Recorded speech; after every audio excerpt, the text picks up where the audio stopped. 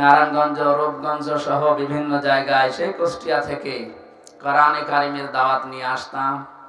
আপনাদের এই থানার যিনি কি নাম দেখেছেন, গোলাম দস্তগীর গাজী, নাম শুনলে মনে হচ্ছে যে জান্নাত থেকে পালিয়ে এসেছে। অথচ আমির হামজা নাম শুনলে উনি বলতো না, প্রশাসনকে দিয়ে বাধা দিয়ে বন্ধ করে দিত। আমি বহু জায়গায় এসেছি কিন্তু হতে দেয়নি। এই আজকের এই অনুষ্ঠান শুধুমাত্র যারা ইসলাম এবং মুসলমান দাবি করে তাদের জন্যই না, হাদা বায়ানুল লিন্নাস হুদাল লিন্নাস, মানুষ পদবাচ্চে যারা বিবেচিত তাদের জন্য আজকের এই অনুষ্ঠান। হাত্তা ইয়াসমাআ কালাম আল্লাহ সুম্মা আবলিগহু মা'মানা, এমনকি কোনো অমুসলিমও যদি আসে এখানে, তাদেরকেও নিরাপদে কোরআনে কারীম শোনার জন্য ব্যবস্থা করে দেওয়ার নির্দেশ আল্লাহর। কার?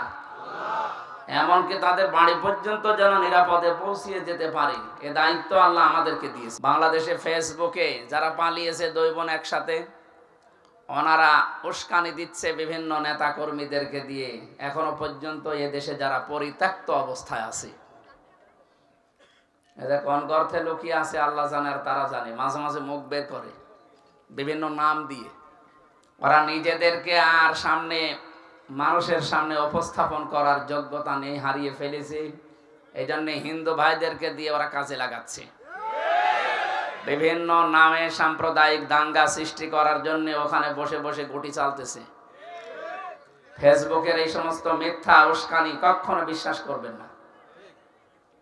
নাটোরের এসপি এবং মৌলভীবাজারের এসপি দুইজনের কাছে গিয়েছিলাম, ওনারা আমাকে ডেকেছিলেন, দুজনের সাথেই কথা বলেছি।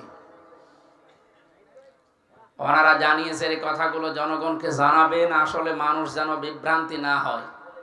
এদেশে সবচাইতে বেশি সাম্প্রদায়িক সম্প্রীতি নিয়ে আমরা এখনো পর্যন্ত বাস করছি। ইসকন নিয়ে যে সমস্যা চলছে, ইসকন আর হিন্দু এক জিনিস না। রাষ্ট্রের বিরুদ্ধে কেউ অবস্থান নিলে সে চিন্ময় হোক আর সে যে নামে আসুক, বিচার তার করা লাগবে। রাষ্ট্রদ্রোহী মামলা দিয়ে এই দেশে এতদিন পর্যন্ত 15.5 বছরে জামাত বিএনপির মানুষগুলোকে যদি আপনি মাজায় দড়ি দিয়ে জেল খাটাতে পারেন, তাদের গ্রেফতার করা লাগে, বছরের পর বছর গুম করে রাখা লাগে। ইলিয়াস আলী তো খুঁজেই পাওয়া গেল না। কি কথা বলে না কেন? ঢাকার একজন নাম করা লোক ছিল বিএনপির নেতা, নূরে আলম না কি যেন নাম, চৌধুরী আলম। কোথায় সে লোক? কোথায়? গায়েব করে দিয়েছে। 2006 সালে 28 অক্টোবর মানুষ পিটিয়ে আপনার কথা মতো হত্যা করার পরে লাশের উপরে ড্যান্স দিয়েছে। দুনিয়ার ইতিহাস বহু পড়েছি, কিন্তু জীবিত মানুষ পিটিয়ে মারার পরে কেউ ড্যান্স দেয় আমি পড়িনি, আমি শুনিও নি, কিন্তু দেখলাম 6 সালে। কথা বলছে না কেন? আল্লাহ পাক বলেন মাকারো মাকরা ওয়া মাকারনা, ওই জামানায় তারা ষড়যন্ত্র করেছিল, দুর্বিসন্ধি করেছিল। কেমন দুর্বিসন্ধি জানো? আকাদে মাকারু মাকারহুম ওয়া ইনদাল্লাহি মাকরুহুম ওয়া ইন কানা মাকরুহুম লিতাজুলা মিনহুল জিবাল।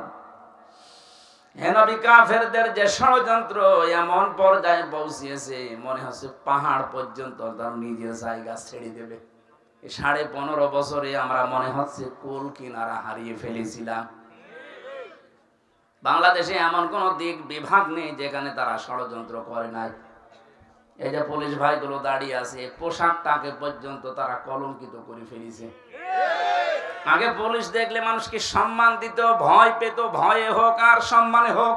আর এখন পুলিশের চেহারা দেখলে মানুষ আগে গালি দিয়ে নেয়। দোস্ত এদের না, কয়েকটা কোলাঙ্গার ছিল উপরে, এই যে ভাতের হোটেল দিয়েছিল, হাউ আঙ্কেল, হাউ আঙ্কেল, কি নাম দেখে তো। এরকম কিছু শয়তান মার্কা লোক ছিল যারা এই জালেমকে টিকিয়ে রাখার জন্য ঠিকাদারি নিয়েছিল। তাদের জন্য এই বাহিনীটা পুরা জাতির কাছে কালার হয়ে গেছে। অথচ এই পোশাকটা সম্মানের পোশাক। নবীজি 2টা চোখকে জাহান্নামে যাবে না বলে গ্যারান্টি দিয়েছে, তার ভেতরে এদের চোখ। যারা মানুষকে পাহারা দেওয়ার জন্য রাত জেগে থাকে, আর যারা রাতে আল্লাহর ভয়ে এমনিতেই চোখ দিয়ে কন্দন করে। কত কঠিন অবস্থায় দায়িত্ব পালন করা লাগে আমি নিজে দেখেছি। 24 ঘন্টা, 24টা ঘন্টা এদের ডিউটি, কোনো ছুটি নেই। রোদ বৃষ্টি গরম যাই বলেন না কেন পাহারা দেওয়া লাগবে। আমি ভেবে দেখেছি বাংলাদেশে যারা দায়িত্বে আছে প্রশাসনের, সে যে বিভাগই হোক, বিশেষ করে পুলিশে, অন্যগুলোতে একটু ছাড় আছে, বিডিআর আর পুলিশ এরা যেভাবে কষ্ট করে, যদি ইমান হালকাও থাকে আল্লাহ মনে হয় তাদের মাফ করে দেবে। কিন্তু এই রাস্তাটা পর্যন্ত জালেমরা বন্ধ করে দিয়েছিল। এমন কোন হেন অপরাধ নেই যা ওদেরকে দিয়ে করাতে বাধ্য করেনি। চেইন অফ কমান্ডে চলা লাগে, উপরের থেকে ওই অলি যা বলবে ওদের তাই করা লাগবে। কত পুলিশকে আমি কারাগারের ভেতরে, বিশেষ করে হাজতখানায় দেখেছি, ওনারা নিজেরা চুরি করে যাই নামাজ নিয়ে এসে বলতো হুজুর নামাজটা পড়েন, কারণ নামাজ পড়ছেন, আমি যাই নামাজ দিয়েছি, এটা দেখলেও আবার আমার উপরে চার্জ করবে। কি অবস্থায় ছিল ওরা বলেন। বহু ভালো মানুষও পেয়েছিলাম, 100টার ভেতরে হয়তো 2টা খারাপ পেয়েছি, আর সেই 2টার ভেতরে একটা আমার ভাগ্যে পড়েছে। আমার মামলার আয়ু মিজান, এ শয়তান আমি আকিস গ্রুপে চাকরি করতাম, এ মালিকের কাছ থেকে 35 লাখ টাকা পর্যন্ত নিয়েছে, 20 লাখ একদিনে নিয়েছে। বলছে টাকা যদি না দেন হুজুরের নামে 50টা মামলা দেব। আমার বাবার কাছ থেকেও 10 লাখ নিয়েছে। ও কথা ঠিক রাখে নাই, বলেছিল যে মামলা আর দেব না, যা দিয়েছে ওই একটাই শেষ। টাকাটা নেওয়ার পর আবার পরের দিন আবার আর একটা দিয়েছে। আপনি এরকম বেঈমানি করলেন কি করে? এখন পালিয়ে আসি, মাঝে মাঝে হোয়াটসঅ্যাপে কল দিয়ে বলে হুজুর আমার নামে কিছু বলবেন না। বলবেন না মানে আগে টাকা ফেরত দেন, আপনারা আমি মাফ করে দেব, অসুবিধা নেই, আগে টাকা ফেরত দেন তারপরে মাফ চান। সাফ কথা বলছি, বাংলাদেশে যে যার কাছে অপরাধ করেছে, এই যে শুনলেন না গাজী সাহেবের কথা, হাজার হাজার বিঘা জমি শুধু ভরাট করে নিজের নামে আল্লাহর নামে লিখে দিয়েছে। যার জমি, যার জায়গা, যার ব্যবসা প্রতিষ্ঠান বন্ধ করেছেন, যাকে গুণ খুম আয়না ঘরে রেখেছেন, মিথ্যা মামলা দিয়ে মিথ্যা সাক্ষী দিয়ে জীবনটা নষ্ট করে দিয়েছেন, কিচ্ছু জানে না। এই জজ মিয়া ঘরে ঘুমিয়ে আছে, চোখ খুলে দেখছে হাজতখানায়। কি গো তুই গাছ কেটেছিস? কখন? স্বপ্নে। আমি জিজ্ঞাসা করে স্বপ্নে গাছ কাটা মামলা পর্যন্ত। এই অপরাধ গুলো যারা করলেন, এখন যদি বলেন আস্তাগফিরুল্লাহ হবে? আপনি তার আল্লাহর কাছে অপরাধ করেননি, অপরাধ করেছেন জজের কাছে, অপরাধ করেছেন হামজার কাছে। আগে আমার কাছে মাফ চাবেন আর আমার ক্ষতিপূরণ দেবেন, এরপরে আস্তাগফিরুল্লাহ।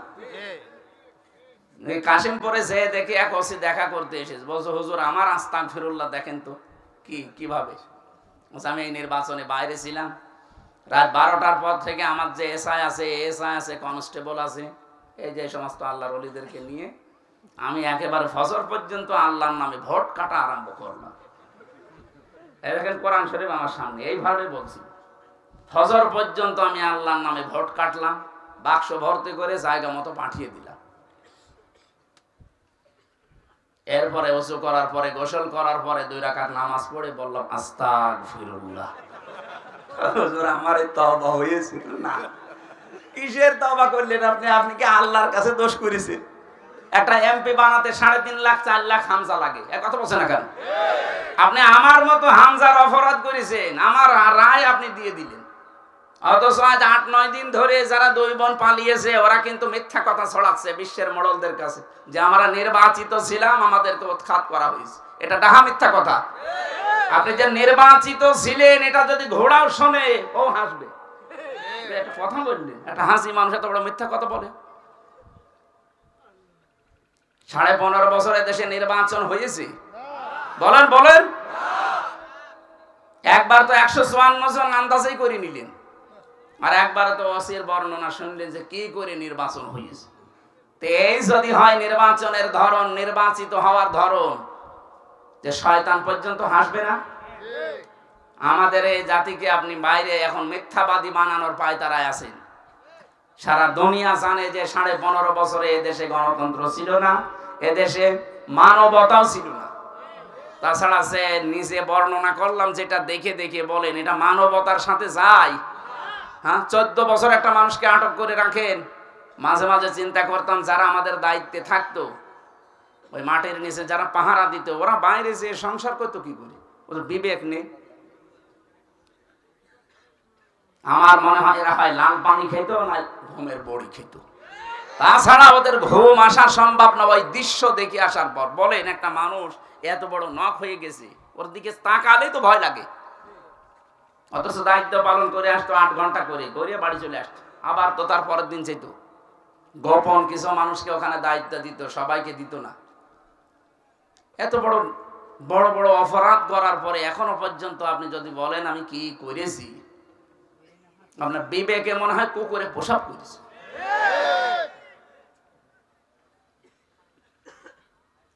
জালেমদেরকে আল্লাহ মাফ করবে না, কারণ জালেমদের হেদায়েত আল্লাহ বন্ধ করে দিয়েছে। আল্লাহু লা ইয়াহদিল কওমাজ জালিমিন। জালেমদের আমি আল্লাহ হেদায়েত দিচ্ছি না, দেবও না। ইয়াহদি এটা মজারে, যারা আলেম আছে জিজ্ঞাসা করেন। ইয়াহদি মজারে, বর্তমান ভবিষ্যৎ, প্রেজেন্ট ফিউচার। কোন জালেম তাকে আল্লাহ পথ দেখাচ্ছেন না, ভবিষ্যতে দেখাবেনও না। এজন্য জালেমদেরকে যারা টিকিয়ে রাখার জন্য চেষ্টায় ছিলেন তাদের কপাল শেষ। এ দুনিয়াও শেষ আপনার, আর আখেরাত তো শেষই।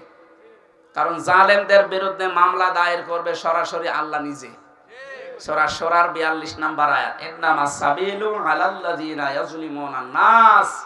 অবশ্যই আমি আল্লাহ নিজে মামলা দেব জালেমদের বিরুদ্ধে। কথাটা ছোট, কিন্তু এর ওজন কত টের পাচ্ছেন? মামলার বাদী যত বড় হয়, মামলা কিন্তু তত কঠিন হয়। কথা বলেন না কেন? আমার মামলার বাদী ছিল সরাসরি উনি। যদি সলিমদ্দি কলিমদ্দি হতো না, 2 দিনে বের হয়ে চলে আসতাম। যেহেতু সরাসরি বাদী উনি, এজন্য লাল কালি দিয়েছিল। ওটা গেলেই জজ বলতো না, এটা বাদ দিয়ে নিয়ে আসেন। অথচ বাইরে আমরা শুনতাম যে আইনের শাসন প্রতিষ্ঠা হচ্ছে। এই আইনের শাসনের ধরন, আমার জামিন পাওয়া আমার অধিকার না? বলেন, পেয়ে কি করবেন? একটা মামলায় পাবেন, গেট থেকে আর একটা মামলা দিয়ে ঢুকিয়ে দেবেন।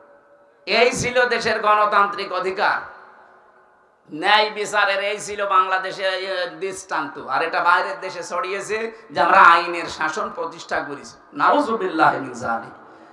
ভেতরে থেকে বহু মানুষকে, বিশেষ করে বিডিআরদের যে কান্নার আওয়াজ, এদের যে দীর্ঘশ্বাস, হাজারো বিডিআর, এরা তো এই প্রশাসনের মতোই মিথ্যা মামলা দিয়ে 14 বছর আটক করে রেখেছে।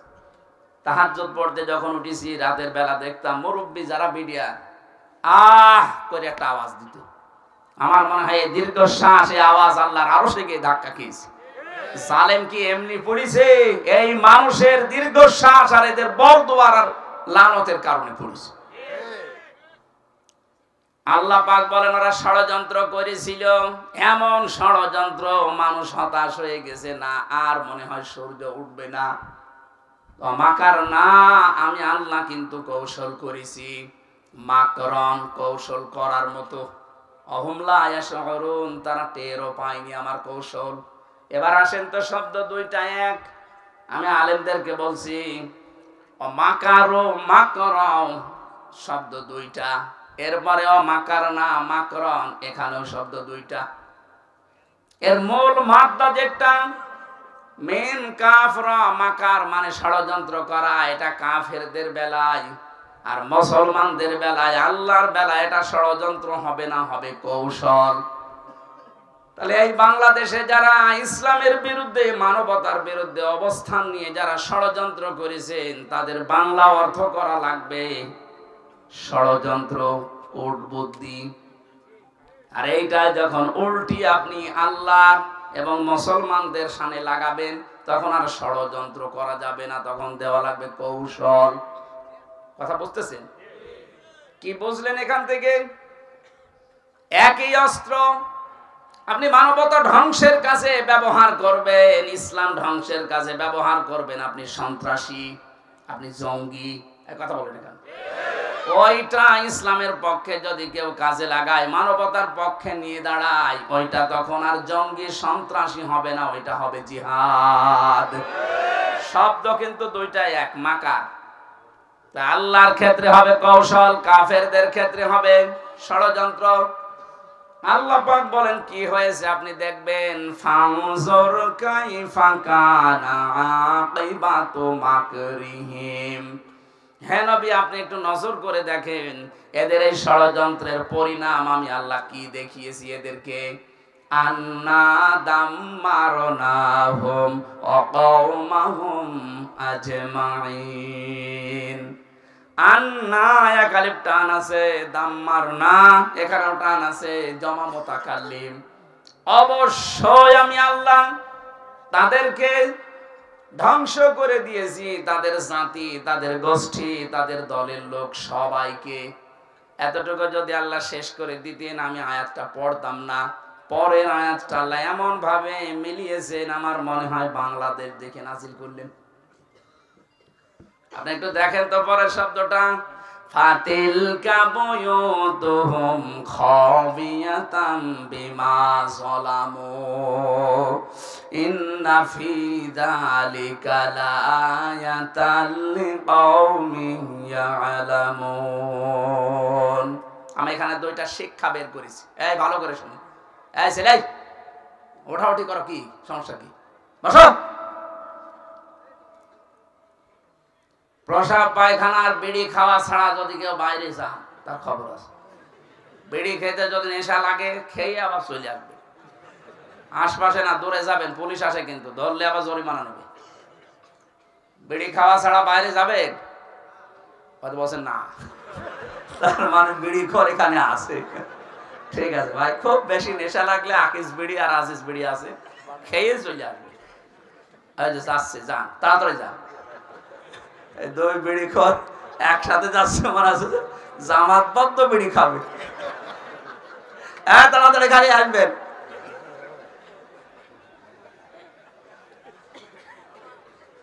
ফা দিলেন বক্তব্যের আগে, এটা সূরা নমল থেকে বলছি, 50, 51, 52 নম্বর আয়াত। আল্লাহ পাক বলেন ফাতিলকা, এই যে ঘর, বয়ুত বাইতুনের বহুবচন বয়ুত দিয়েছেন।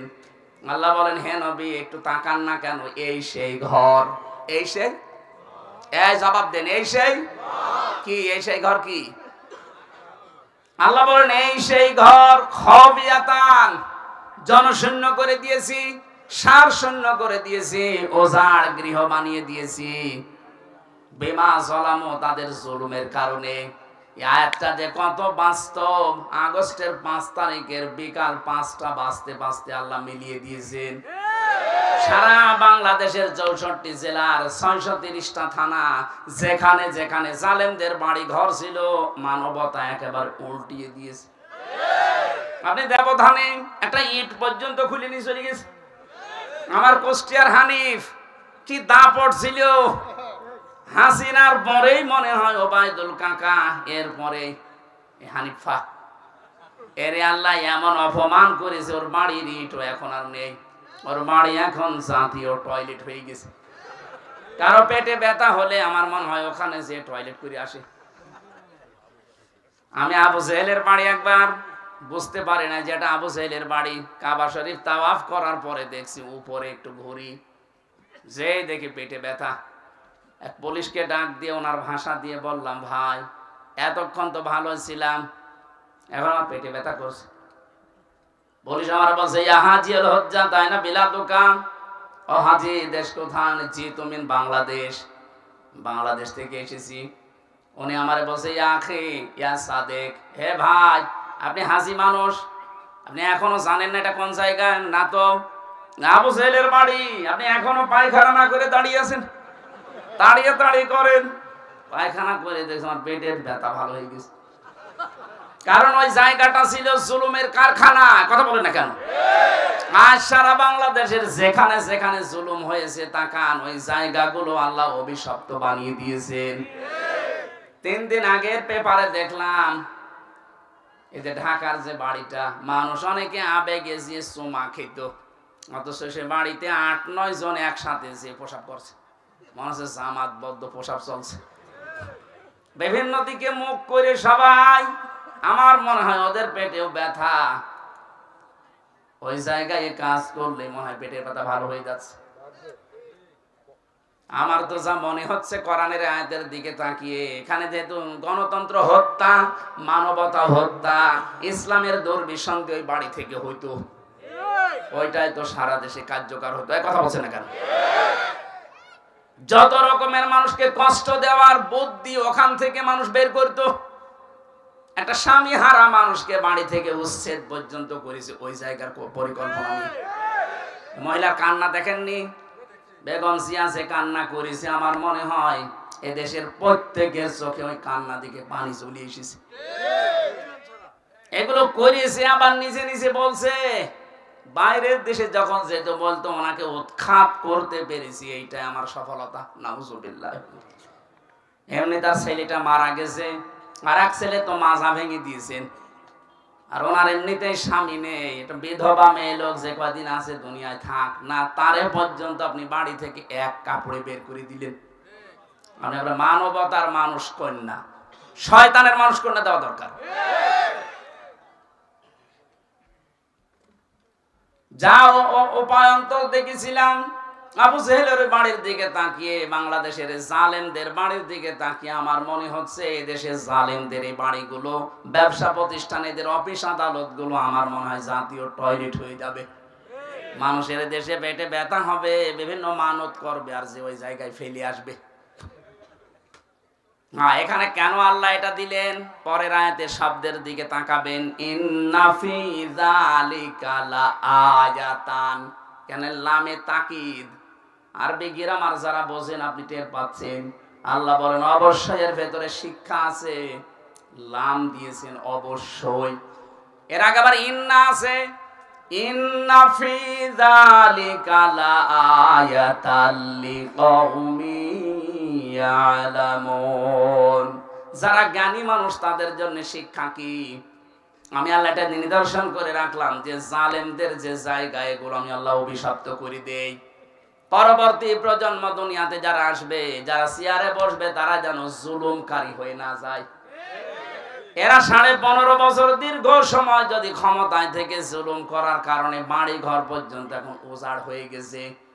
এই ঢাকা শহরে 8 কোটি 12 কোটি 15 কোটি টাকা দামের গাড়ি পড়ে আছে, পরিচয় দেওয়ার মতো কেউ নেই। দরবেশ বাবার গাড়ি শুনলাম 8.5 কোটি টাকা দাম পড়ে আছে, এখন ঢেকে রাখা আছে। 8.5 কোটি টাকা দামের গাড়ি পড়ে আছে, পরিচয় দিতে ভয় পাচ্ছে। কারণ দরবেশের যা টাকা সবই অবৈধ টাকা। 7টা ব্যাংক থেকে লুট করেছে 36,000 কোটি টাকা, যেটা দিয়ে পদ্মা সেতু তৈরি করেও আরো 4,000 কোটি টাকা বেঁচে থাকবে। কি করে গিয়েছেন দেশটাতে? আর এত বড় বড় দাড়ি রেখেছিলেন মানুষকে ধোকা দিয়ে বোকা বানাতে। দাড়ি কেটে ফেলেছে, ভালো করেছে। কারণ ওই শয়তানের দাড়ি থাকলে মানুষ ধোকা খেতে হবে। কথা বলেন, ওর মুখে দাড়ি মানায় যারা মানুষের সম্পদ আত্মসাৎ করে। কোটি কোটি টাকা ঋণের বোঝা মানুষের মাথায় দিয়ে চলে গেলেন। এই ঋণ পরিশোধ করতে এখন আমাদের গলা কাটা হয়ে দাঁড়িয়েছে। এক একটা মানুষ এখন দেশে জন্ম নিলেই তার মাথার উপরে 1 লাখ টাকা ঋণ, অথচ এদের ছেলে মেয়ে দলের লোক কোটি কোটি টাকা পাচার করে বেগম পাড়া বানিয়েছে। এক কথা বলছেন না? তাহলে আমরা এখান থেকে কি নিতে চাই? জালেমদের যে বাড়ি ঘর পর্যন্ত আল্লাহ উজাড় গৃহ বানিয়ে দিলেন, জনশূন্য করে দিলেন, অভিশপ্ত জায়গা বানিয়ে দিলেন, সে আল্লাহ এখন শক্তি হারিয়ে ফেলেছেন। এজন্য আগামীতে যারা আসবেন ক্ষমতার চেয়ারে বসে যেন জুলুম করবেন না। ওদের 15 বছরের ইতিহাস আল্লাহ যদি 3.5 ঘন্টায় পাল্টিয়ে দিতে পারে, আপনি তো 5 বছরে 3.5 ঘন্টা না 1 ঘন্টায় পাল্টিয়ে যাবেন। এজন্য আশা করছি আয়াত থেকে শিক্ষা নিয়ে সংযত হবেন। আল্লাহ পাক পরের আয়াতে আবার জানিয়েছেন, ওয়ানজাইনাল্লাযীনা আমানু ওয়া কানু ইয়াত্তাকুন। যারা এই দুনিয়ায় ঈমান এনেছিল সত্যিকারের, আর যারা তাকওয়া অবলম্বন করে চলেছিল, আমি আল্লাহ তাদের এই গজব থেকে বাঁচিয়ে দিয়েছি। দেখেন তো 15.5 বছরে 3.5 ঘন্টার ভেতরে সব উল্টিয়ে গেল। কিন্তু কত অসহায় মানুষ এই 15.5 বছরে ঈমানের উপরে টিকে ছিল, যারা এত জুলুম অত্যাচার নির্যাতন সহ্য করেও সারা উল্টা পাল্টা কাজ করেনি আল্লাহ ঠিক তাদেরকে এখনো পথে দাঁড় করিয়ে রেখেছেন, এখনো তাদের মাজা সোজা আছে। নাইতো একটা মানুষ 350 মামলা মোকাবেলা করেও টিকে থাকতে পারে, আপনি টের পাচ্ছেন? আমি 2 মামলায় আমার জীবন অতিষ্ঠ হয়ে গেছে, ওর 313টা মামলা পেয়েছি, আমি বিএনপির একজনের এখনো টিকে আছে। এই জন্য আমরা চাই আগামী প্রজন্ম যারাই আসবেন না কেন জালেম হবেন না। তাহলে আপনাকে আল্লাহ এই জালেমদের মতো নিচু করতে বেশি সময় নেবে না। এরপরেও যদি কেউ শিক্ষা না নেয় ওর কপাল পোড়া।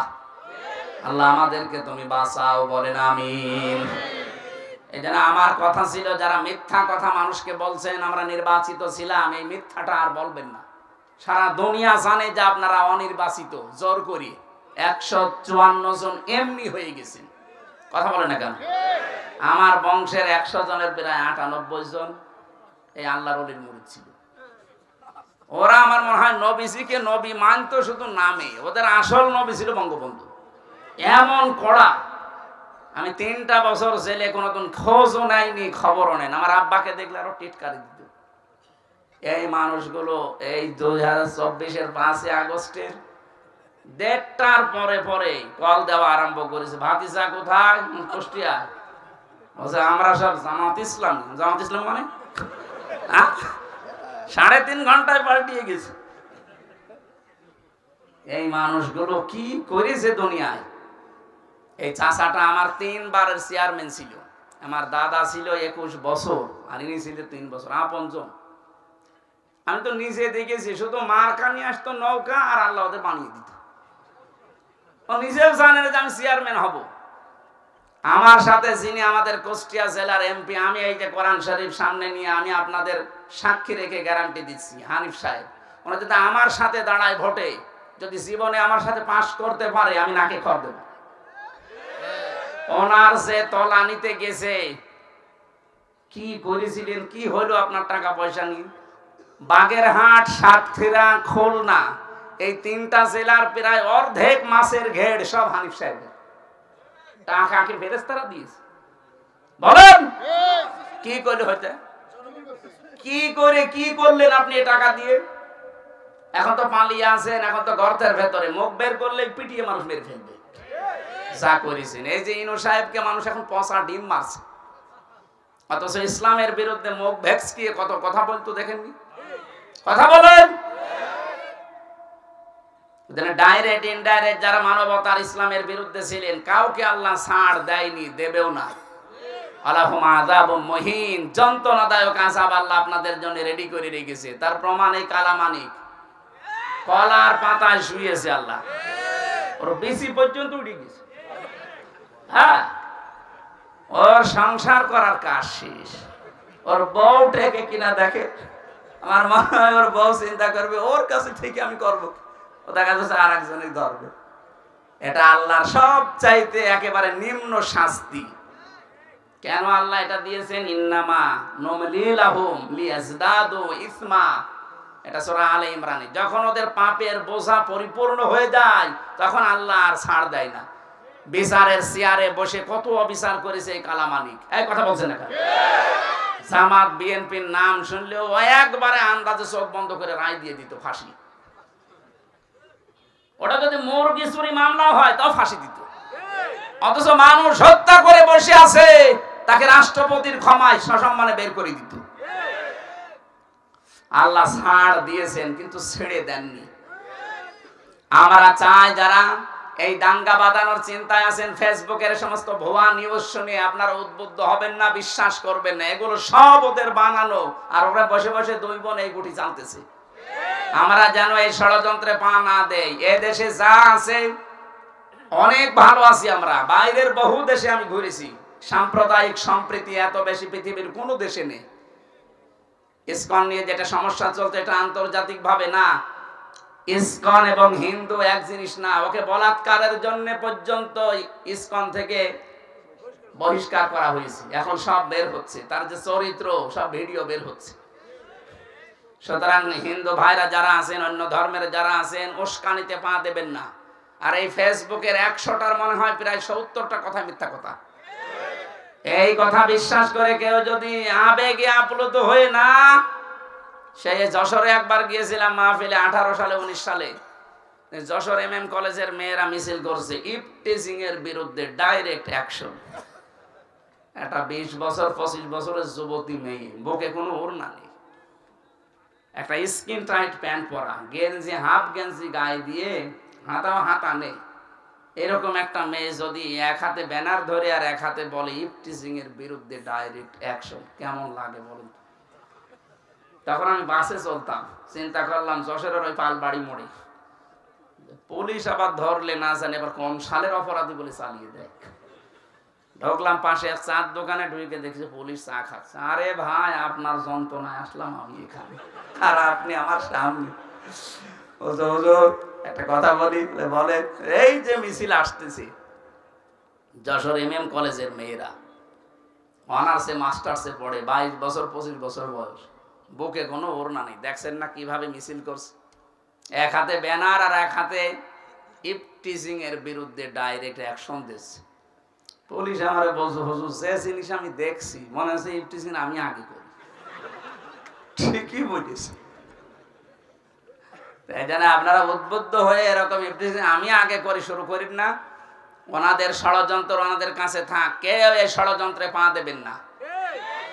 এই যে কল রেকর্ড গুলো মাঝে মাঝে ফাঁস হয়, আপনি তো বাস্তবতা জানেন না। নিজে কল দেয়, নিজে রেকর্ড করে, নিজে এডিটিং করে, লোক দিয়ে নিজেই ছেড়ে দেয় মানুষের ভেতর একটা ভীতি তৈরি করার জন্য। আর বলে যে এই পুলিশ এই আওয়ামী লীগ, এই বিএনপি, এই জামাতের লোকগুলো লিস্ট করে রাখো, আমি আসতেছি। আপনি আসেন, আপনি চট করে আসবেন, ফট করে আয়না ঘরে ঢুকিয়ে দেবেন।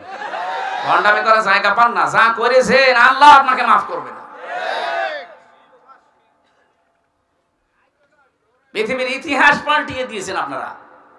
আমি বললাম না বিশ্ববিদ্যালয়ে থাকাকালীন বহু ইতিহাস পড়েছি, কিন্তু এরকম কঠিন কড়া মানুষ এত নিচে নামতে পারে ক্ষমতার কারণে আমি কোনোদিন ইতিহাসে পড়ি নাই, শুনিও নাই। আমরা তো এতদিন বেঁচে ছিলাম, এই 15.5 বছর যারা বিরোধীতে যারাই আছি, শুধু ওই 14 দল বাদ দিয়ে বাকি সবই আমরা বিরোধী। কথা বলেন না কেন? আর সবগুলো আমরা মাজলুম, সে যে দলেরই হোক। আমরা বেঁচে ছিলাম শুধু পাগল মনে করি। হাজ্জাজ বিন ইউসুফ এই লোকটা জালেম ছিল। পিয়াদারা যে বলছে, স্যার আপনার জন্য তো বাইরে যাওয়া যায় না, মানুষ খালি গালি দেয়। গালি কে দেয় আমি দেখবো। ছদ্মবেশ নিয়ে বাইরে গেছি, এক গ্রাম্য লোক রাস্তায়, এই বেটা হাজ্জাজ বিন ইউসুফ লোকটা কেমন? কেমন মানে ও তো জালেম। জালেম? হ্যাঁ, ওর বাবাও জালেম, ও জালেম। যেই বলেছে জালেম, ওর খেছে মাথা খারাপ। এই বেটা আমারে চেনো না? ছদ্মবেশ খুলে বলছে আমি সে হাজ্জাজ বিন ইউসুফ। চিন্তা করছে আমার তো মাথা থাকবে না। ডাক দিয়ে বলছে, বাদশাহ নামদার, আপনি আমারে চেনেন না? আমি এই গ্রামের ওই লোক যার মাসে 2 দিন মাথা খারাপ হয়, আজকে তার পয়লা দিন। তুই পাগল, পাগল বলে বেশি গিয়েছে। আমরা ওই 15.5 বছরে ওই 14 দল বাদ দিয়ে যারাই ছিলাম পাগল বলেছিলাম। এক কথা বলছে, পাগল বলে বেশি ছিলাম। মাসে 2 দিন আমাদের মাথা খারাপ হইতো, ওইটা তার পয়লা দিন। আল্লাহ আমাদের বিশাল জগদ্দল একটা পাথর তিনি সরিয়ে দিয়েছেন, আমাদেরকে আল্লাহ বাঁচিয়েছেন। এই পাথর যেন কিয়ামতের আগে দেশে আর ঘুরে না আসে। কথা বলেন না কেন? যে আল্লাহ আমাদেরকে এই যে কথা বলার মতো একটা পরিবেশ দিলেন, এটা যে কত বড় নিয়ামত, এই 15.5 বছর আমরা টের পেয়েছি। তাও তো নারায়ণগঞ্জ আল্লাহর ওলি 70-72 রাকাত তাহাজ্জুদ পড়তে বলে একটু ভালো ছিলেন। আর বাইরের যে জেলাগুলো কি যে অবস্থা, আমার কুষ্টিয়ার বড় বড় আল্লাহর ওলি সব ওখানে পাঠিয়েছে। ওরা তো তাহাজ্জুদ পড়ে না, ওরা খালি মানুষের জমিয়ে গাজী সাহেবের মতো আল্লাহ রাস্তায় নিয়ে নিত। বলেন তো, 3টা জেলার অর্ধেক অংশ তাদের একজনই। এই যে আর একজন ছিল পুলিশ বাহিনীদের প্রধান, যিনি বেনজির বেনজির, ওর কোনো নজির নেই। ও গোপালগঞ্জের অর্ধেকই নাকি তার। কি করেছিলেন আপনারা? আমার তো মানে মাঝে মাঝে শয়তান তো দেখেনি, এদের চেহারার দিকে তাকালে আমার মনে হয় শয়তান যদি দেখতাম তো এরকমই হতো। আল্লাহ যে আমাদেরকে কথা বলার এই বাকশক্তি আবার ফিরিয়ে দিলেন, তার জন্য বলেন আলহামদুলিল্লাহ। দরুদ আর সালাম পাঠ করার মাধ্যমে আজকে কোরআনে কারিমের যে আয়াত পড়লাম 3 ভাগের 1 ভাগ, সূরা বাকারার 208 নম্বর আয়াতের 3 ভাগের 1 ভাগ পড়েছি। আমরা তাফসীর আকারে কথা বলতে চাই, থাকবেন না? অন্তত থাকা যাবে কিছুক্ষণ, শয়তান যেন আশপাশে আর না থাকে। জবান খুলে পড়েন আউযু বিল্লাহি মিনাশ শাইতানির রাজিম, বিসমিল্লাহির রহমানির রহিম, ইয়া আইয়ুহাল্লাযীনা আমানু দুখুলু ফিস সিলমি কাফা। একটু ভালো করে শুনবেন, অ্যাক্টিভ ভাবে 10 মিনিট শুনেন, দেখবেন অনেকগুলো শিক্ষা আসবে। সূরা বাকারা 286টা আয়াত আছে, 40 রুকু আছে, মাত্র একটা আয়াতের 3 ভাগের 1 ভাগ পড়েছি। আমার এই মাথায় যত কথা এই আয়াত সম্পর্কে আছে, এই 1-1.5 ঘন্টা 2 ঘন্টা না, আমার জীবনের শেষ পর্যন্ত যদি আয়াত নিয়ে আলোচনা হয় জীবন শেষ হয়ে যাবে, এত কথা এর ভেতরে লুকিয়ে রেখেছে। আমরা তাফসীর আকারে বলতে চাই, আপনারা চলে যাবেন নাকি? যে 2-1 জন যাচ্ছে আর কি বিড়ি খেতে যাচ্ছে, হ্যাঁ আবার এসে পড়বেন। কিন্তু ঈমানদারকে আল্লাহ ডাক দিয়েছেন, এখানে যদি কোনো বেঈমান থাকেন তাহলে চলে যান। বিড়ি খেলে কি মানুষ বেঈমান হয়ে যায়? না না, বিড়ি খাওয়া খুব অত বড় গুনাহ না যে আপনি বেঈমান হয়ে যাবেন। আপনার মুখ বন্ধ হয়, আপনার লাঞ্চ নষ্ট হয়। শয়তানের যত কাজ কারবার আছে তার ভেতরে একটা কাজ শয়তান অপচয় করে। কথা বলেন এখানে। তাহলে যারা বিড়ি খান এর দ্বারা কোন লাভটা হয় বলেন? অপচয় ছাড়া। এই জন্য যারা এগুলো খান বা খাচ্ছেন, আশা করছি আমি দয়া করে আপনার কাছে বলছি ছেড়ে দেবেন ভাই। যদিও আমি আকিস গ্রুপে আছি, এদের কাজই বিড়ি তৈরি করা, তারপর ওদের ব্যবসা অন্তত বন্ধ হোক। আপনারা ছেড়ে দেন, ওদের ব্যবসা বন্ধ হয়ে যাবে। আমি বলেছিলাম সেদিন মালিককে যে স্যার এইটা ছেড়ে দিলেই ভালো হয়। বলছিলাম তো ওইটা নেই, ওটার ভেতরে আমরা নেই, ওগুলো এখন আমেরিকা টোবাকোর কাছে বেশি দিয়েছি। এখন আমরা এই মোজো বানাই, ক্লেমন বানাই, এগুলো দিয়ে এখন খাবার বানাচ্ছি, বাকি ওইগুলো সব ছেড়ে দিয়েছি। এখন তো আকিজের এক ছেলে উপদেষ্টা হয়েছে বশির ভাই, আল্লাহ যেন সততার সাথে দায়িত্বটা পালন করার তৌফিক তাকে দান করে। কিছু কিছু ভালো মানুষ এখানে আছে, আর কিছু উল্টাপাল্টা লোক আছে। এই যে সমকামিতা প্রমোট করতো ফারুকী সাহেব, উনি যদি ফিরে তওবা করে ফিরে আসেন তো ভালো, নয়তো এরকম মানুষ দায়িত্বে থাকলে সমাজ আরো খারাপ হবে। কারণ যারা সিনেমা জগতে কাজ করে আপনি দেখেননি তাদের চরিত্রগুলো, নিজের বউ দিয়ে এই যে জেনার কারখানা খুলে রাখে। আরে ভাই, লজ্জা স্থানের জেনা না হোক, অন্তত চোখের জেনা তো হচ্ছে। তার বউকে কত মানুষ দেখে, চোখের জেনা হচ্ছে না? কেউ কেউ এমনকি উল্টা পাল্টা চোখও মারে। এই জন্য এরকম মানুষ আমার মনে হয় ৯৬% মুসলমানের দেশে। আমাদের মাথার উপরে এইগুলো না রেখে এমন মানুষকে মাথার উপরে নিয়ে আসে যারা দ্বারা ইসলামের এবং মানবতার কাজ হবে। কে এটা? কি আমার কি রাজনীতি হয়ে গেল? এটা আমাদের প্রাণের দাবি। যারা আছেন এমন মানুষকে রাখবেন, বশির ভাইয়ের মতো মানুষ রাখেন, ইসলাম এবং মানবতার জন্য যারা কাজ করবে। বিড়ি যারা খান ছেড়ে দেবেন কিনা বলেন? কারা কারা ছেড়ে দেবেন দেখে হাত তোলেন তো। একজন শুধু, ঠিক আছে ভাই, আপনি এটা ছেড়ে দিয়ে অন্তত পান আর চা খেয়ে। হ্যাঁ, পান তো খান, আপনি দেখে বোঝা যাচ্ছে খান। যে জিনিস খেয়ে বেকার আমাদের এই লাঞ্চ নষ্ট হয়ে যায়। বিড়ি খাওয়ার এই পৃথিবীতে একটাই মাত্র খাবার আমি পেলাম যার উপরে লেখা থাকে যে এটা খাবেন না, এটা নিষিদ্ধ। লেখা থাকে না? খেলেই ক্যান্সার হয়। পৃথিবীর কোন খাবারে লেখা আছে যে আমাকে খাবেন না? শুধু একটা বাদ দিয়ে, ছাগলে পর্যন্ত খায় না। হ্যাঁ, এটা তো তৈরি হয় আমার কুষ্টিয়ার এই যে ভেড়ামারা, দৌলতপুর, এই সমস্ত জায়গায় দেখেছি। এই তামাক এগুলো সব বিছানা এই রাস্তার পাশে পাশে সব দিয়ে রাখে শোকাতে। ছাগলে, গরুতে সব টয়লেট করে।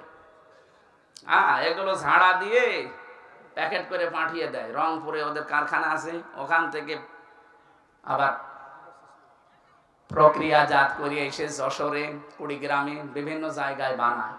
যাই করে বাস্তবতা কিন্তু মাল মশলার সাথে লেগে থাকে। আর আপনি তো শোক টান দিচ্ছেন, টের পাচ্ছেন না ভেতর কি আছে। হয়তো অনেক ছাগল গরু বিড়ালের পোশাক পায়খানা লেগে আছে, সেইটা আপনি খাচ্ছেন। আরে ভাই, বেড়া দেওয়া লাগে না এই খেতে, ছাগলও খায় না, আর আপনি ছাগলের তো খারাপ হয়ে গেলেন। আশা করছি এত লজ্জা দেওয়ার পরেও যদি কেউ এই নিকৃষ্ট কাজ ছেড়ে না দেয়, ও মনে হয় আজরাইল আসার আগে আর ছাড়বে না। আল্লাহ এখানে কোন বেঈমানকে ডাক দেননি, ডাক দিয়েছেন ইমানদারকে। কাকে? আল্লাহ রাব্বুল আলামিন ইমানদারকে ডাক দিয়ে জানিয়েছেন, ওদখুলু, প্রবেশ করো, ফিসসিলমি কাফা, ইসলামের ভেতরে পরিপূর্ণভাবে।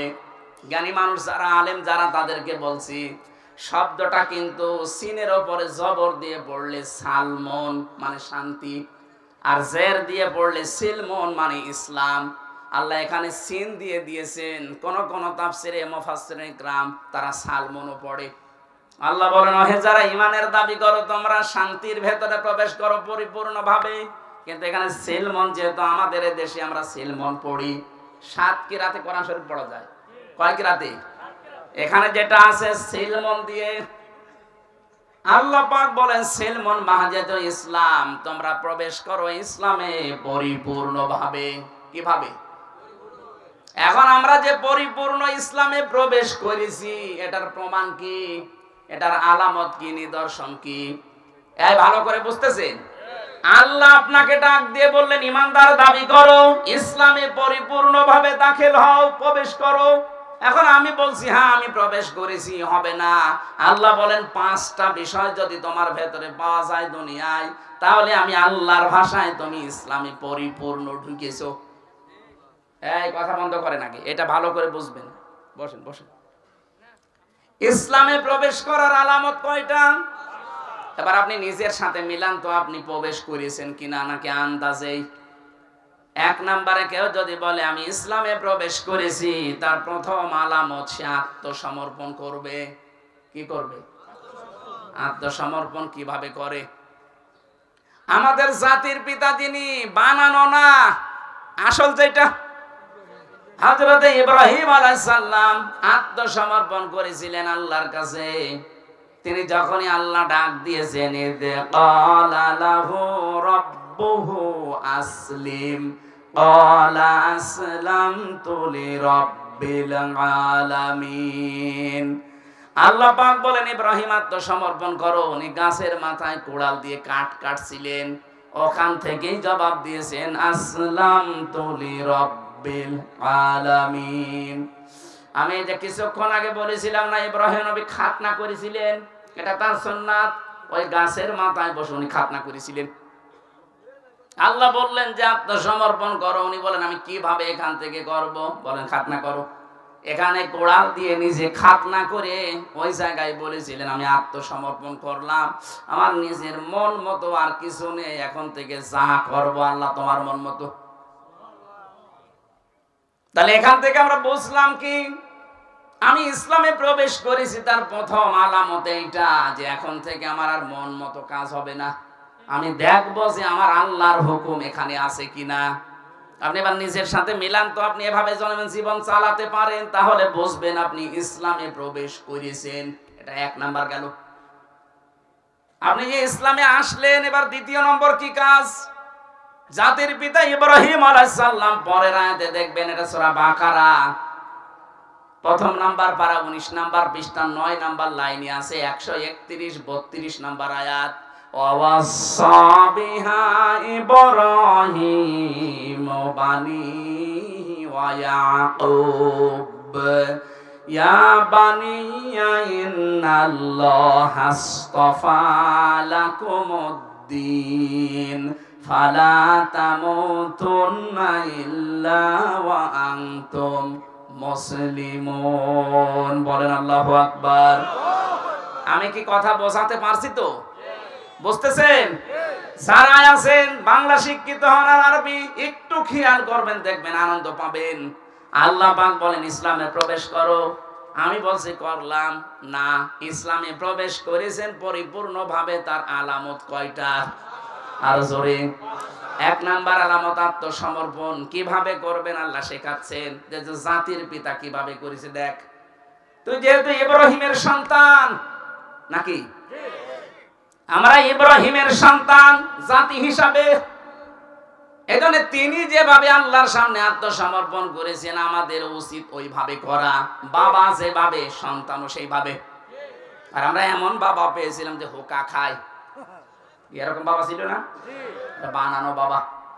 আমি নিজে তার চেহারা দেখেছি, ছবি দেখেছি, হোক্কা খাচ্ছে। আপনি ইব্রাহিমের পুরা জীবনী পড়ে দেখেন তো কোন দিন হোকা খেয়েছে। ভণ্ডামি করার জায়গা পান না।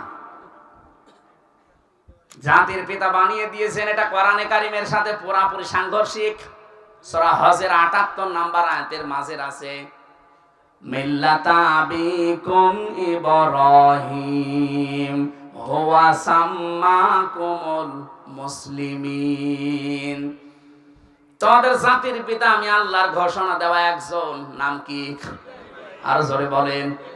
এই জায়গায় কোনো মত পার্থক্য করা যাবে না, কোনো ভাগাভাগি নেই। কিসের ভাগ করেন আপনি? আপনি যদি অন্য জাতির লোক হন, আপনার পিতা আলাদা হতে পারে। আমরা যারা এদেশে মুসলিম, কথা বলেন, হুয়া সাম্মাকুমুল মুসলিমিন, তিনি তোমাদের নাম মুসলমান রেখেছেন। আমাদের বাবা হিসাবে তিনি আমাদের নাম রাখলেন মুসলিম। আর আমরা এমন বাবা এখানে বসে আছি, সন্তানের নাম এমন নাম রেখেছে, ও হিন্দু না মুসলমান ও সাদা বোঝা যায় না। কি কথা বলছেন না কেন? আপনি বলেন তো নিরপেক্ষ দৃষ্টি দিয়ে, পুতুল, জয়, এ কোন কোন ধর্মের লোক? আপনি আন্দাজে কি বলবেন বলেন? এই নামগুলো শুনলে কি বোঝা যায় যে কি কি নামের? আরে জেনারেল শিক্ষিত বলেন, আর জেনারেল কিছু জানে না। তো জেনারেল জিয়া জেনারেল ছিল না? তার ছেলের নাম দেখেছেন তারেক রহমান বা তারেক জিয়া, আরাফাত রহমান। কি নামগুলো কত সুন্দর, ইসলামের সাথে মিল করে রেখে দিয়েছে। আরাফাতের ময়দানে জিয়াউর রহমান লক্ষ লক্ষ গাছ লাগিয়েছিলেন। নিম গাছ না, জিয়া গাছ বলে ওই দেশে। জিয়ার জীবনে যদি কিছুই কবুল না হয়, আমার তো মনে হয় আরাফাতে লক্ষ লক্ষ হাজিরা যে আশ্রয় নেয় এই গাছের নিচে। আমি নিজেও ছিলাম। কত মানুষ অন্তত মনের অশান্তি দোয়া করছে, আল্লাহ এই যে ছায়ার ব্যবস্থা যিনি করে দিলেন বাংলার জমিন থেকে এসে, তাকে তুমি শান্তি দিও। হাজিদের দোয়া আরাফাতের ময়দানে কবুল হবে না? আর আপনি কোথায় কি দোয়া করছেন? এমন নাম বাবা হিসাবে দায়িত্ব সন্তানের উপর আপনার 11টা। কয়টা? এখানে যারা বাবা আছেন, কয়টা দায়িত্ব পালন করলে বাবা হওয়া যায়? 11টা। কয়টা? আরো জোরে বলেন। 1 নম্বরে তার একটা সুন্দর অর্থবোধক নাম রাখা। যদি কারো নাম উল্টা পাল্টা রেখেও থাকেন, আজকে যিনি অতিথি হিসাবে দেখে কথা বললেন, মাহবুবুর রহমান, রহমানের সবচাইতে প্রিয় বান্দা মাহবুবুর রহমান। এ শব্দের বাংলা অর্থ মাহবুব মানে প্রিয়। মাহবুব মানে কি? নাম দেখলাম।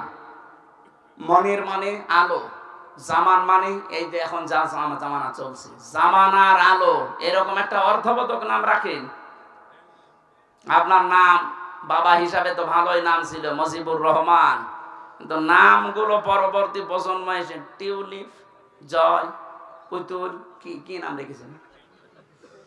একটা ভালো অর্থবোধক নাম রাখা যায়নি।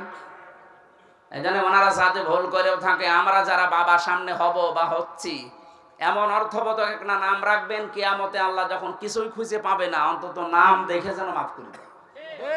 আর নাম রেখেছে ডেঞ্জার। হ্যাঁ, আমি জেলখানায় অনেকগুলো মানুষের নাম এমন পেয়েছিলাম, ডেঞ্জার রাসু, ভয়ঙ্কর তাজ। আর একজন ছিল আমাদের উপরতলায়, ওনার নাম ছিল সুইডেন আসলাম। পরবর্তীতে ওনার জীবনী নিয়ে সিনেমা বানিয়েছে মান্নার, আসলাম ভাই। আমার কাছে হুজুর কিছু জানে না, সব খবর আমার কাছে আছে। কি ডেঞ্জার মানুষ ছিল বলেন তো, যার নাম নিয়ে সিনেমা পর্যন্ত বানিয়েছে। দেখেছেন আসলাম ভাই সিনেমা দেখেছেন? আপনারা তো আল্লাহর ওলি, ওইসব লাইনের লোক না। ওনার জীবনী নিয়ে ওইটা বানিয়েছে। কি নাম, নামের আগে সুইডেন লাগিয়ে দিয়েছে। এই জন্য নাম বাবা হিসাবে এমন একটা অর্থবোধক নাম আলেমদেরকে জিজ্ঞাসা করে রাখবেন। কিয়ামতে আল্লাহ যখন বিচারের কাঠগড়ায় দাঁড় করিয়ে দেখবে না, এর মাফ করার কিচ্ছু নেই, অন্তত নামটা দেখে যেন মাফ করে দেয়। কিয়ামতে আল্লাহ মরিয়ম এ নামে যখন ডাক দেবেন, লক্ষ লক্ষ মরিয়ম হাজির হয়ে যাবে। আল্লাহ পাক বলে, আমি এত মরিয়ম চাইনি, আমি চেয়েছি ঈসা নবীর মা মরিয়মকে। মরিয়ম নামের মেয়েরা বলবে, রব্বুল আলামিন তুমি তো ঈসা নবীর মা মরিয়ম ডাক দাওনি, বলেছো মরিয়ম। দুনিয়াতে তোমার হুকুম না মেনে একবার ভুল করেছি, আজকে তোমার এই হুকুমে সাড়া দিয়ে আমরা হাজির হয়ে গেছি। আল্লাহু আকবার বলেন, আমার রহমতের জরিয়ায় জোশ পয়দা হয়ে গেছে। যা ঈসা নবীর মা মরিয়মের সাথে জানেন আমের মিল আছে, আমি আল্লাহ তাদেরকেও আজকে মাফ করে দিলাম। বাবা যারা আছেন অর্থবোধক নাম রাখবেন, কিন্তু আমি এটা আমার সাবজেক্ট না হলে ইঙ্গিত দিলাম। আমাদের নাম মুসলিম জাতির পিতা হিসাবে ইব্রাহিম নবী রেখেছিলেন। আল্লাহ পাক বলেন তিনি ইন্তেকালের আগে তার সন্তানদেরকে ডাক দিলেন, এমনকি ইয়াকুব নবী, এই দুইজন নবীর আয়াত এটা, তারা দুইজন ডাক দিয়ে বলেছিলেন, ইয়া বুনাইয়া, হে আমার কলিজার টুকরা সন্তানেরা, ইন্নাল্লাহাসতাফা লাকুমুদ্দিন। ভালো করে শুনবেন, অবশ্যই আল্লাহ নির্বাচিত করেছেন, চয়ন করেছেন, পছন্দ করেছেন, তোমাদের জন্য মনোনীত করেছেন দিন হিসাবে। কি হিসাবে? কি দিন? কি না না, এখানে আল্লাহ বলেন লাকুমুদ্দিন, তোমাদের জন্য একটা দিন আল্লাহ নির্ধারিত করলেন, নির্বাচিত করলেন, পছন্দ করলেন, চয়ন করলেন। এখন এই যে নির্বাচিত যে দিনটা, এর কি সারা দুনিয়ায় এখন দিন আছে প্রায় 4500। কত দিন? মানে যদি ধর্ম বলেন তাহলে 4500 ধর্ম আছে এই দুনিয়ায়, তার ভেতরে ইসলাম একটা। আল্লাহ বলেন যে দিন হিসাবে যেটা মনোনীত করলাম সেটার নাম কি জানো? ইন্নাদ-দীনা ইনদাল্লাহিল ইসলাম। আমার কাছে মনোনীত একটাই ধর্ম আছে, তার নাম ইসলাম। আরো জোরে বলেন আমাইয়াবতাগি গায়রাল ইসলামি দীনান ফালা ইয়াকবাল মিন। দুনিয়ায় যদি ইসলাম বাদ দিয়ে অন্য কোনো কিছু দিয়ে কেউ আল্লাহর কাছে যেতে চায়, ওর জীবনের কোনো কিছু কবুল হচ্ছে না, হবে না। এখানে ধর্ম ভীরু যারা আসে, যে ধর্মের লোক হোক, আজ হিন্দু, বৌদ্ধ, খ্রিস্টান, বিভিন্ন দেশে বিভিন্ন ধর্ম যারা পালন করছে, এমনকি এটা রেকর্ড হচ্ছে, কালকে ছড়িয়ে যাবে সারা পৃথিবীতে। আমি আহ্বান জানাবো আপনাকে, আমি ইসলাম ধর্ম গ্রহণ করার জন্য বলছি না, কিন্তু ইসলাম গ্রহণ করা যায় যেটা পড়লে আপনি কোরআনটা একটু পড়েন, ইংরেজিতেই পড়েন, উর্দুতে পড়েন, ফার্সিতে পড়েন, হিন্দিতে পড়েন।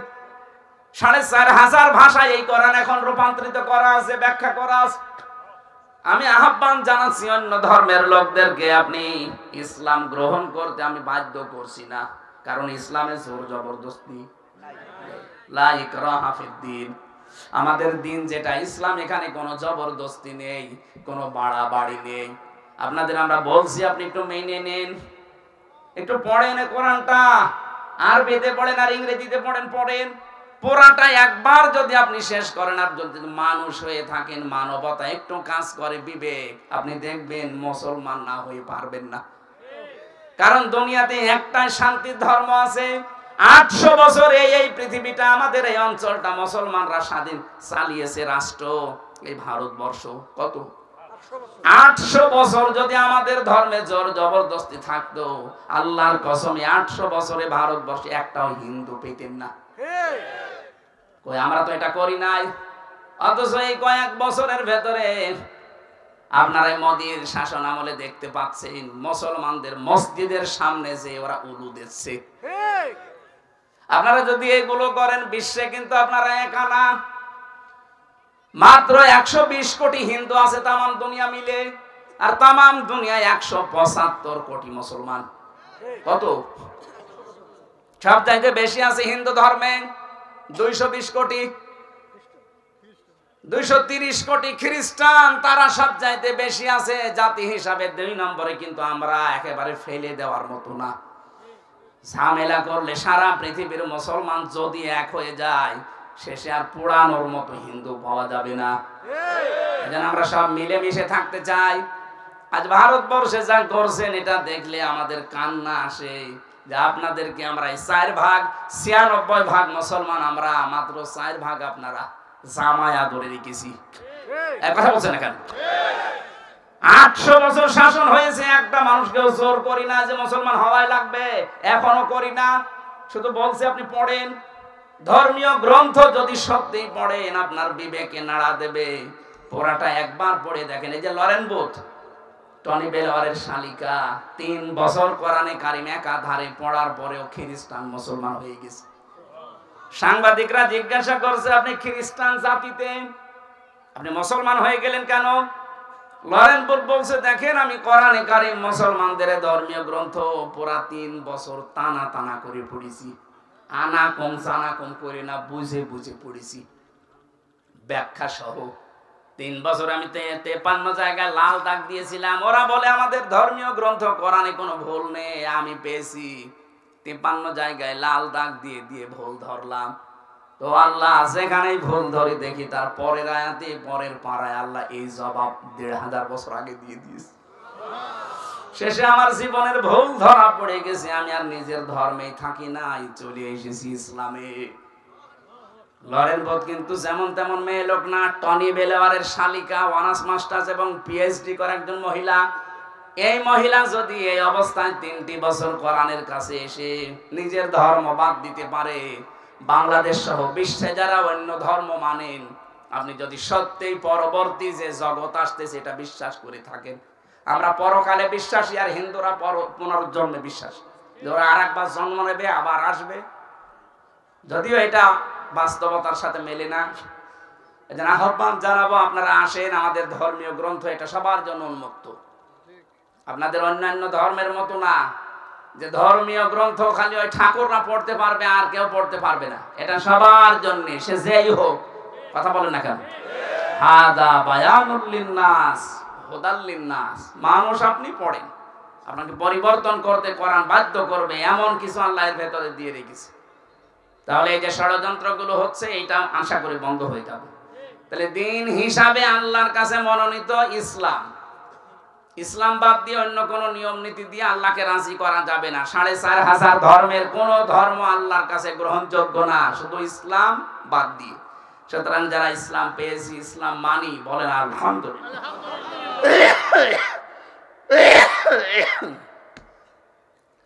আমি ইসলামে পরিপূর্ণ প্রবেশ করেছি, তার প্রথম আলামত হচ্ছে আমি আত্মসমর্পণ করব কার কাছে? ইসলামের কাছে। কার কাছে? 2 নম্বরে আমি যে পরিপূর্ণ ইসলামে প্রবেশ করেছি তার প্রমাণ আমি এই যে লিখে এনেছিলাম তাফসীর থেকে, আমার ইখলাস থাকা লাগবে। কি থাকা লাগবে? ইখলাস মানে যা করব আমি আল্লাহর জন্য, কাউকে দেখানোর জন্য। কিছু যদি দানও করি আমি লোক দেখানোর জন্য করি না, এটা যা করি প্রকাশ্যে গোপনে কার জন্য। এটা যখন তৈরি হবে 100 ভাগ, তখন আপনি বুঝবেন যে হ্যাঁ আপনি ইসলামে প্রবেশ করেছেন। 3 নম্বরে আপনার চরিত্র হওয়া লাগবে উন্নত চরিত্র। আজ আমাদের চরিত্রের যে অভ্যাস, সামনাসামনি দেখলে বোঝা যায় না, পেছনে ওর চরিত্র শয়তানের চাইতে খারাপ। এখানে বহু মানুষের মোবাইল আছে, এমন দৃশ্যগুলো মোবাইলে রেখে দিয়েছেন সেভ করে, নিজের জিনিস দেখলে আনন্দ পায়, অন্য কেউ দেখলে লজ্জা পায়। এরকম দৃশ্য নেই? বলেন, এটা উন্নত চরিত্রের কাজ, যেটা আমি নিজে দেখবো, আমার বাবাও দেখতে পারবে। কথা বলেন না কেন? আর আমি দেখলে আনন্দ লাগবে, অন্য কেউ দেখলে আমার কাছে লজ্জা লাগবে। এটাই তো চরিত্রের মহা অবক্ষয়। যাদের কম্পিউটারে মোবাইলে এরকম দৃশ্য আছে, এই মুহূর্তে ওটা ডিলিট করা লাগবে। কারা কারা এরকম অদৃশ্যগুলো ডিলিট করবেন? হাত তোলেন তো। একজন দেখি, মোবাইল দেখি। বাটন মোবাইল খাবে, বাটন মোবাইল। তোর মোবাইলে কিছু আছে? খালি ওর মনে হয় বান্ধবীর নাম্বার সেভ করা আছে, তাছাড়া কি থাকবে? যাদের এরকম এই যে স্ক্রিন টাচ মোবাইল আছে, যা সেভ করে রেখেছেন, নিজে দেখলে আনন্দ পান, অন্য কেউ দেখলে লজ্জা পান, ওটা ডিলিট করা লাগবে।